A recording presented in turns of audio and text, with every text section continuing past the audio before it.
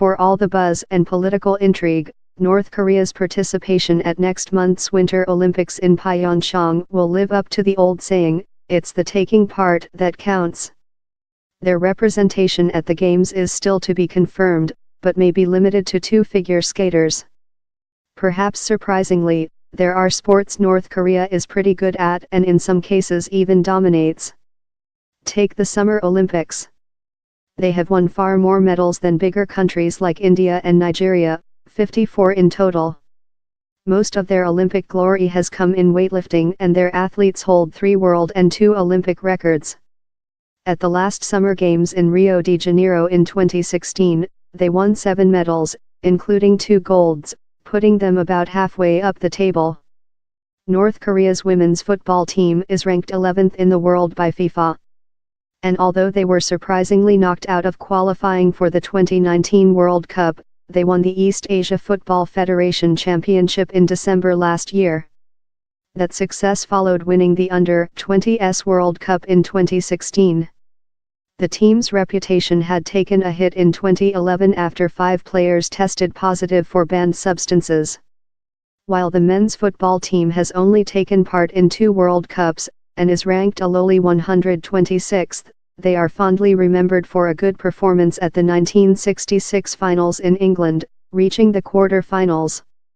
They put in another good display against Brazil at the 2010 tournament, narrowly losing 2-1, but they also slumped to a 7-0 defeat by Portugal.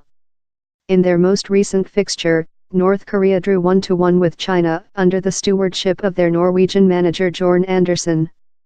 North Korea is expected to send a taekwondo demonstration team to the Winter Olympics, and that is not a surprise because it's a sport where they dominate. Well, at least one branch of it. Unfortunately, it's not the branch chosen by the Olympics, or by South Korea, but a version under rules governed by the International Taekwondo Federation, ITF. At a recent major international competition held in Pyeongchang, North Korea won 22 gold medals, and the next best performing country was Russia, with 7. North Korea have invested heavily in the sport and built 2 majestic taekwondo facilities, says longtime ITF member and taekwondo historian George Vital. For taekwondo and other sports, the North Korean government has a system for identifying sporting talent at an early age. Time and money is spent on turning these youngsters into proper athletes, and selected children attend special sports schools. Udo Merkel, an expert on sport in North Korea who has visited the facilities there, says despite the general levels of poverty, top-level athletes train in impressive, modern facilities. Most ordinary North Koreans take part in some sporting or physical activity, which is common in communist countries. Competitions are organized through the military, state organizations or labor unions.